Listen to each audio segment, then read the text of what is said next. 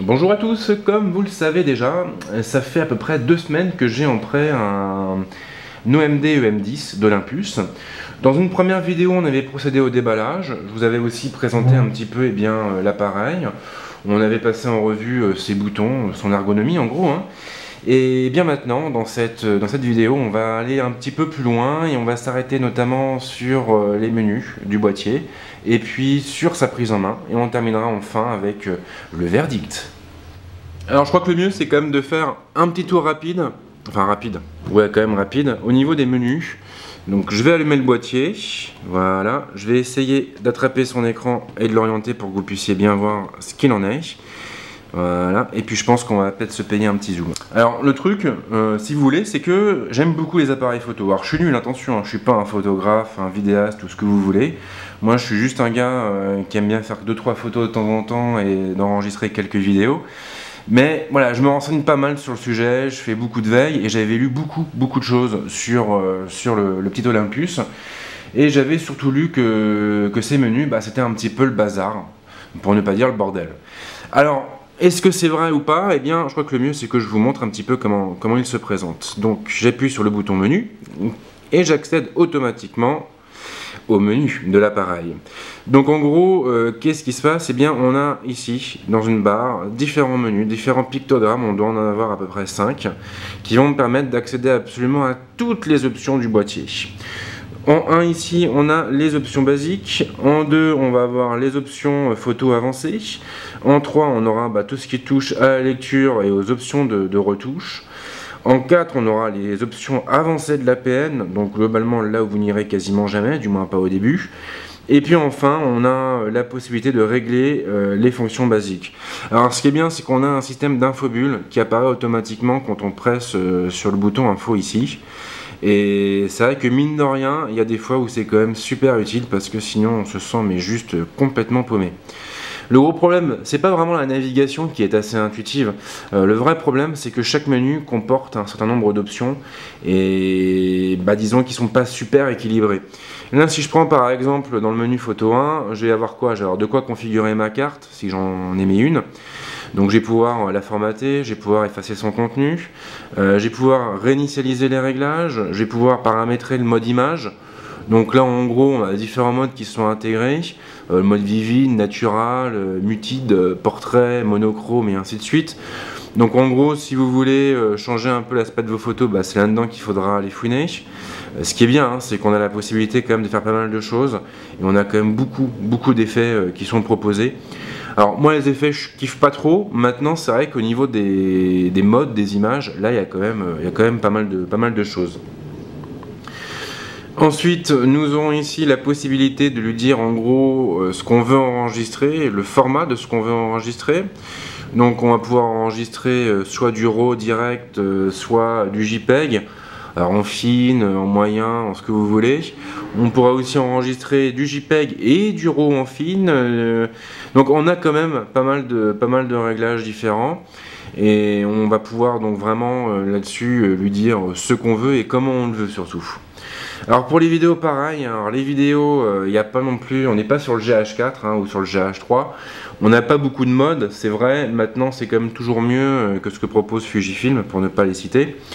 Donc on a le choix entre du Full HD, donc du 1080p, entre du 720p, et tout ça avec des fréquences d'image différentes. Alors pour avoir vraiment les infos techniques, le mieux sera d'aller voir dans mon article, parce que là j'ai pas tout en tête, désolé.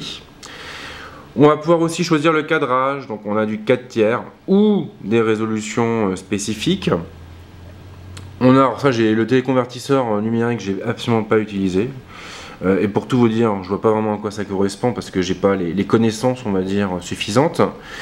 Dans le menu photo 2, là on aura plus de choses, quoi. On va pouvoir gérer le mode rafale, le retardateur éventuellement.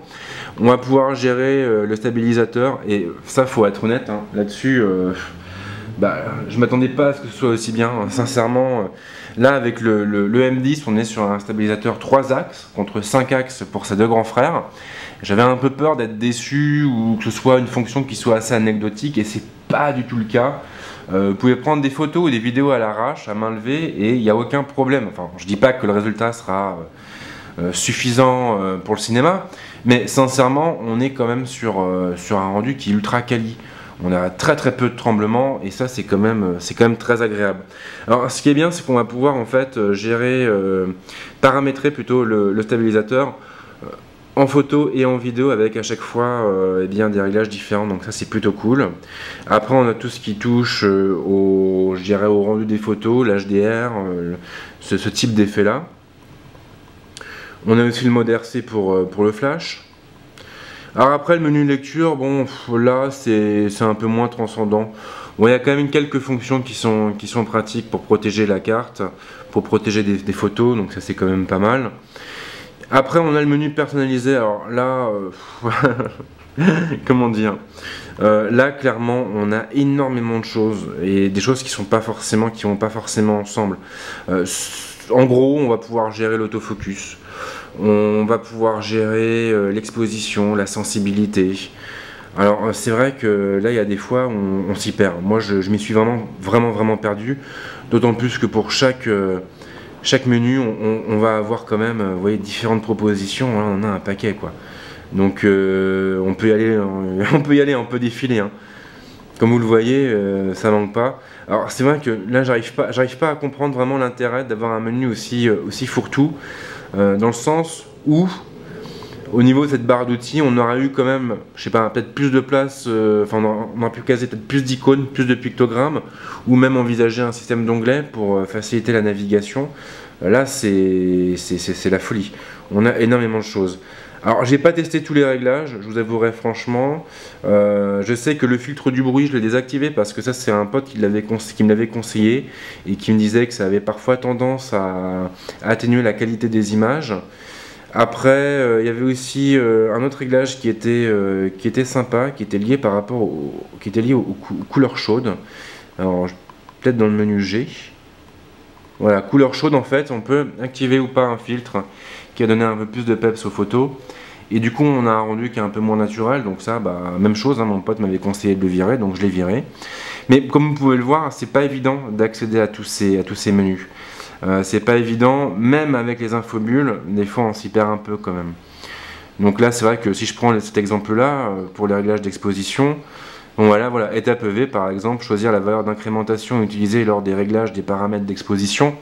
Ça va parler aux photographes, un peu moins néophytes, et le problème c'est que là on est sur, enfin l'OMD, cet OMD là, il est sur un segment plutôt grand public, donc c'est vrai que ça peut être assez gênant. Bon, donc le menu je vais pas le détailler plus que ça parce que sinon on va y passer des heures, je pense que le mieux c'est de passer peut-être à la prise en main. Alors, bien sûr, tout va dépendre du mode de prise de vue. Si vous êtes en mode automatique, e-auto, en gros, ce que vous allez faire, c'est que vous allez shooter. Voilà, tout le temps. Le reste, vous en foutez, vous n'avez rien à régler, vous n'avez rien à gérer. Vous pouvez quand même vous amuser avec les molettes, hein, si vous voulez, pour vous donner bonne conscience, mais ça servira strictement à rien. Donc, là, au niveau de la prise en main, on est vraiment sur du point and shoot, si je peux m'exprimer ainsi, n'est-ce pas? Après, on a le menu P, donc ça, en gros, il va régler automatiquement l'ouverture et la vitesse. Nous, on va juste prendre la main en fait sur l'exposition, sur la lumière. Donc on va pouvoir l'augmenter en faisant glisser une des deux molettes. Et puis après, on shoot évidemment. Hein. Donc c'est vrai que là c'est plutôt rigolo. Alors après au niveau de l'écran quand même, il faut savoir une chose, c'est que cet écran tactile il est absolument sous-exploité. En gros, on a juste un bouton ici pour activer ou désactiver l'écran. Voilà, donc là par exemple je l'ai activé, si je tape dessus, il ne se passe absolument rien. Bon. Là en gros, il y avait un bouton, fut un temps, qui me permettait de désactiver l'écran tactile. Bon là apparemment je ne l'ai plus, en tout cas il ne sert plus à ça. Donc là je vais pouvoir juste voilà, pointer du doigt ce que je veux au niveau de la mise au point et éventuellement accéder à la loupe pour faciliter encore un peu plus la mise au point et vérifier qu'on est nickel. Donc là, c'est vrai que par rapport à ce que propose Canon par exemple, c'est pas géant. Voilà, donc on peut ensuite revenir en arrière. Si je prends le menu A, donc là c'est réglage manuel de l'ouverture. Bon, donc là en gros, ma molette, elle me permet de gérer l'ouverture, la première, et la seconde, la lumière. Donc ça va être pour surexposer ou pour sous-exposer. On a toujours ce bouton là. Voilà, donc là en fait, ça veut dire que j'active le shoot en tapant sur l'écran. Alors si je veux désactiver la fonction, comment qu'on fait? Voilà, il faut bouger la molette, il faut retaper sur ce bouton là. Et là, vous voyez par exemple, là j'ai désactivé l'écran tactile. C'est voilà, ce mode là que j'utilisais le plus. Donc on a plusieurs, on a plusieurs fonctions différentes qui dépendent de ce petit bouton. Et c'est à peu près tout hein, pour le tactile. Après on a le menu qui va me permettre de gérer la vitesse d'obturation. Donc ça c'est pareil qu'avant, sauf que là on joue avec l'obturateur. Et donc avec la molette, je vais pouvoir augmenter ou réduire la vitesse de l'obturateur. Et toujours avec la première molette, gérer l'exposition. Voilà, donc ça c'est pour ceux qui aiment bien. Donc on a quand même une ergonomie qui est assez simplifiée. Au niveau des molettes, puisque j'en parle, elles sont vraiment très agréables à utiliser, vraiment. Je les trouve précises. Après, c'est vrai qu'elles sont peu résistantes, donc si vous les effleurez, malencontreusement, ça va bouger. On a le mode manuel. Alors le mode manuel, là, je gère tout, je suis un professionnel. Ouh là là, respectez-moi. Et donc je vais pouvoir gérer la vitesse de l'obturateur avec cette molette, et avec la deuxième, ça va être l'ouverture. Donc là, c'est magnifique. Voilà. Après on a le mode, voilà, le mode vidéo. Alors le mode vidéo, hein, c'est voilà, on va taper sur ce qu'on veut pour l'enregistrement, pour la mise au point. On appuie sur le bouton rouge qui se trouve ici et c'est terminé. On enregistre et on passe ensuite à la séquence suivante et voilà, on fait ça tout le temps. Une fois que l'enregistrement de la vidéo est lancé, on n'a pas la main sur les réglages. On va pas pouvoir jouer avec les différentes options du boîtier, donc ça c'est un petit peu dommage. Alors ici, ça va me permettre de combiner deux images ou plus pour créer des montages photos. Alors là par contre, étonnamment, l'écran tactile il est bien exploité et on va pouvoir donc choisir des thèmes, choisir des templates et puis on va du coup, voilà, on bouge, on change et on, et on crée des superbes images. Bon là j'ai pas de carte SD dedans donc ça va pas l'enregistrer, mais c'est assez rigolo. Alors, en gros, c'est rigolo, peut-être pas pour le photographe pro qui lui va trouver ça complètement con, mais pour le néophyte, en tout cas, c'est quand même sympa parce qu'il y a pas mal de choix et on va pouvoir finalement créer ses cartes postales pour les envoyer après à sa famille et tout. Il y a de quoi faire, hein. Sincèrement, au niveau des modèles, il y a de quoi faire, c'est plutôt fun. Après, on a le mode scène. Alors, le mode scène, hein, ça me permet d'accéder à des réglages automatiques avancés, donc je vais pouvoir lui dire. Par exemple, que je souhaite prendre en photo. Alors merde, j'ai quitté le truc. Comment qu'on revient? Je ne sais pas. Donc on va pouvoir voilà, passer en mode gros plan. On va pouvoir voilà, passer en mode basse lumière, haute lumière, enfant. Enfin voilà, on a différents modes de prise de vue qui sont préparamétrés. Et sincèrement, on obtiendra de bons résultats avec. Hein. Alors je sais que les pros de chez Pro, ils préfèrent les réglages manuels et tout, mais là, je dirais, pour des néophytes, ça peut quand même être vachement sympa parce que ça évite de foirer ses photos. Dans le menu Art, alors là, eh bien, ce sont les effets créatifs. Voilà. On a du pop art, on a le mode ART, BKT, donc ça, moi, je ne connais pas, je pense que ça doit dater du temps de l'argentique. Mode aquarelle, feutre, ton dramatique. Ouh, on va prendre ça, par exemple. Là, effectivement, on a en gros du monochrome, mais dont le contraste est quand même vachement augmenté. Et c'est vrai que même si moi je suis pas spécialement fan de ces effets là, eh bien on obtient quand même de bons résultats avec ce petit Olympus. Et j'étais assez surpris par rapport aux appareils Sony notamment, ou au Canon, on a quand même un truc qui est beaucoup plus qualitatif. Donc voilà pour les différents modes de prise de vue. Alors maintenant évidemment le temps est venu de rendre mon verdict. Alors, c'est jamais facile. Alors, mais il faut quand même s'y coller. Alors en gros, au départ, moi j'étais persuadé que le M10 était un boîtier d'entrée de gamme. Voilà, je le voyais vraiment comme un petit boîtier, voilà, taillé, je dirais, pour la ménagère de moins de 40 ans ou pour le mec qui n'a pas envie de se prendre la tête avec un boîtier compliqué. Donc je pensais vraiment avoir un truc nettement moins qualitatif que ça. Et puis j'ai ouvert la boîte et puis je l'ai pris en main. J'ai commencé à jouer avec et là je me suis dit mais c'est pas du tout un produit d'entrée de gamme, pas du tout. C'est-à-dire qu'au niveau des finitions, on est sur quelque chose de J'ai envie de dire d'exceptionnel, c'est un petit peu galvaudé, mais c'est vrai que sincèrement, le métal, il est magnifique. Cette pièce en plastique texturée, elle améliore vachement l'appréhension. Et puis au niveau de l'ergonomie, c'est parfait, c'est juste, c'est intelligent, c'est malin. Alors il y a des petits défauts, comme l'écran tactile qui est sous-exploité, comme les menus qui sont un peu bordéliques. Mais sincèrement, à part ces deux trucs-là, je vois pas beaucoup de défauts. On a un flash qui va nous permettre de déboucher un peu les ombres. On a une griffe porte-flash, porte-accessoire. Alors après, c'est vrai qu'au niveau de la connectique, il n'y a pas d'entrée micro, il n'y a pas de prise casque, comme on peut le trouver sur le GH4 notamment. Mais après, on est sur un boîtier qui ne s'adresse pas forcément au même public.